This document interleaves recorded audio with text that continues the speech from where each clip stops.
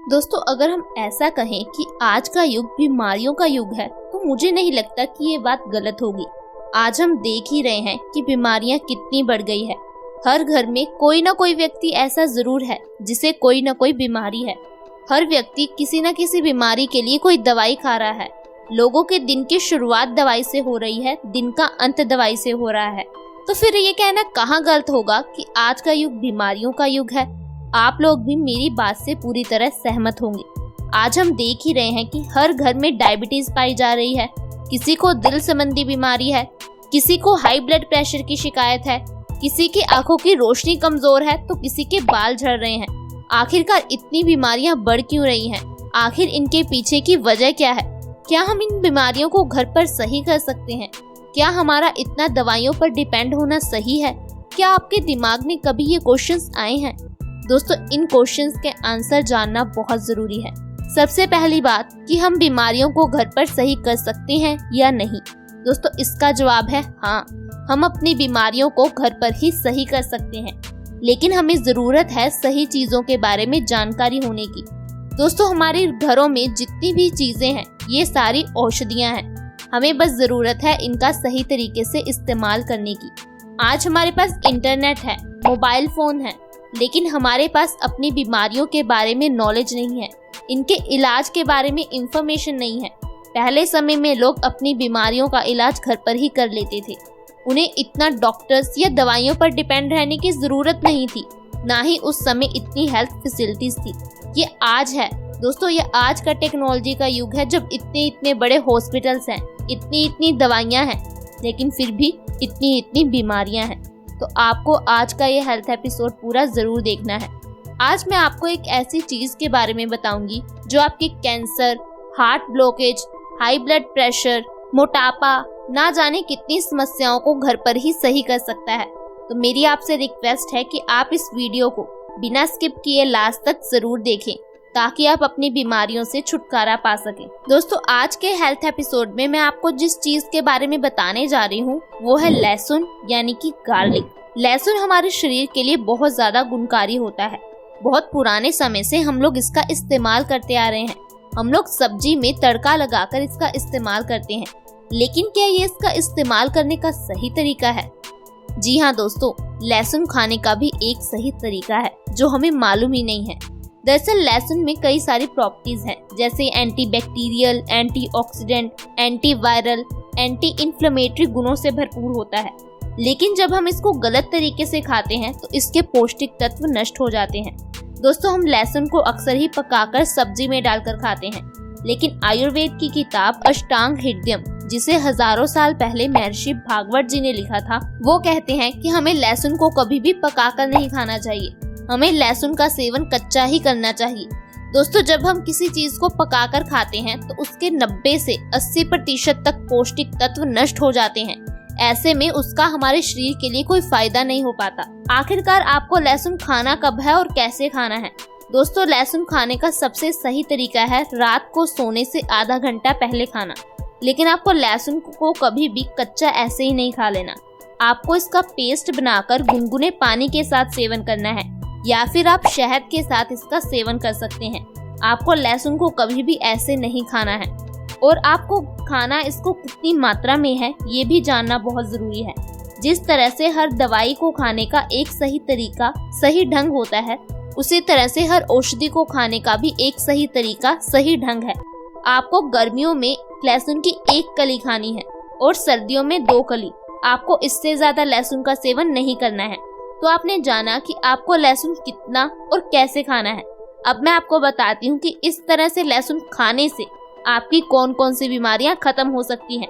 दोस्तों, अगर आपको स्किन रिलेटेड कोई भी प्रॉब्लम है, दांत, खाज, खुजली है, तो इसके लिए लहसुन बहुत ही अच्छा है।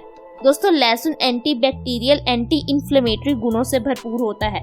ये हमारी दांत, खाज, खुजली को बहुत ही जल्दी खत्म कर देता है। जब भी हमें स्किन रिलेटेड प्रॉब्लम होती है तो हम जो सबसे बड़ी गलती करते हैं वो है डॉक्टर के पास जाना।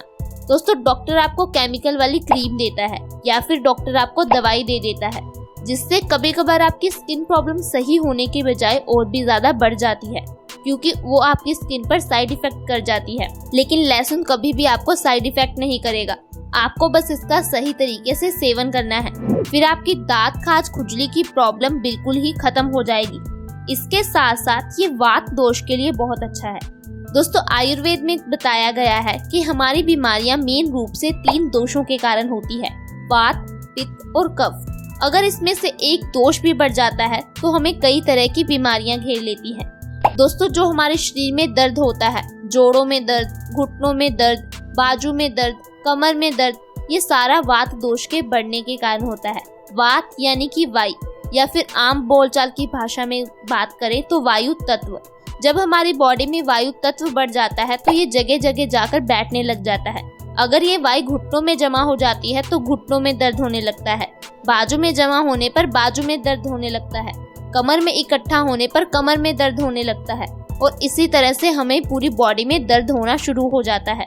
लेकिन लहसुन वात नाशक होता है, ये हमारी बॉडी में वात तत्व को बढ़ने नहीं देता, जिससे कि हमारी बॉडी से दर्द गायब हो जाता है। इसके साथ साथ अगर आप अर्थराइटिस से परेशान हैं तो आपको लहसुन का सेवन जरूर करना है। दोस्तों, अगर आप हमारे बताए हुए तरीके से 2 महीने लगातार लहसुन खा लेते हो तो आपकी अर्थराइटिस, घुटनों के दर्द, जोड़ों के दर्द की समस्या बिल्कुल खत्म हो जाएगी। आप फिर से चलने लगोगे, आपको किसी भी काम के लिए सहारा नहीं लेना पड़ेगा। दोस्तों, आप इतने सालों से दर्द के लिए दवाई खा रहे हैं, एक बार इस तरीके को भी जरूर आजमा कर देखें। इससे आपकी अर्थराइटिस की समस्या बहुत ही जल्दी खत्म हो जाएगी।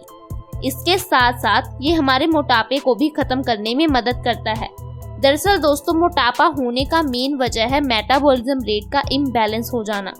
मेटाबॉलिज्म क्या करता है, जो भी चीजें हम खाते हैं उसको एनर्जी में बदल देता है।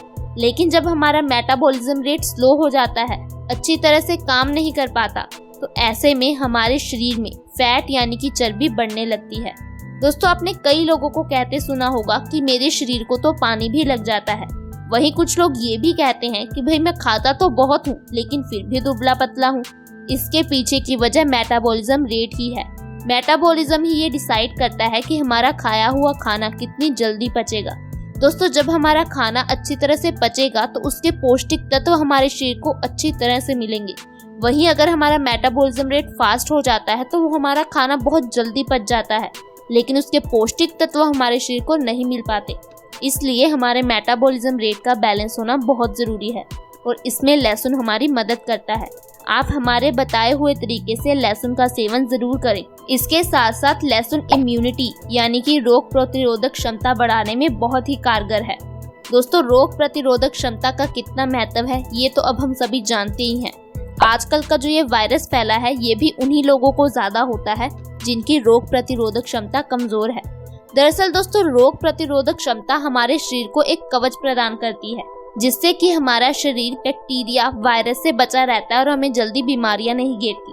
लेकिन आजकल हमारी गलत आदतों की वजह से, गलत लाइफस्टाइल के कारण हमारी रोग प्रतिरोधक क्षमता कमज़ोर होती जा रही है, जिस कारण से हमें बहुत ज़्यादा बीमारियां घेर रही हैं। हर कोई बीमारियों से परेशान है। अगर आप अपनी इम्यूनिटी पावर को बढ़ाना चाहते हो, रोग प्रतिरोधक क्षमता को मजबूत करना चाहते हो, तो आज ही लहसुन का सेवन करना शुरू कर दे। रात को सोने से पहले जब आप लहसुन खाते हो तो इससे आपकी रोग प्रतिरोधक क्षमता 2 से 3 गुना बढ़ जाती है। आपकी शरीर की कमजोरी खत्म हो जाती है। इसके साथ साथ लहसुन हमें कैंसर जैसी खतरनाक बीमारी से भी बचाता है।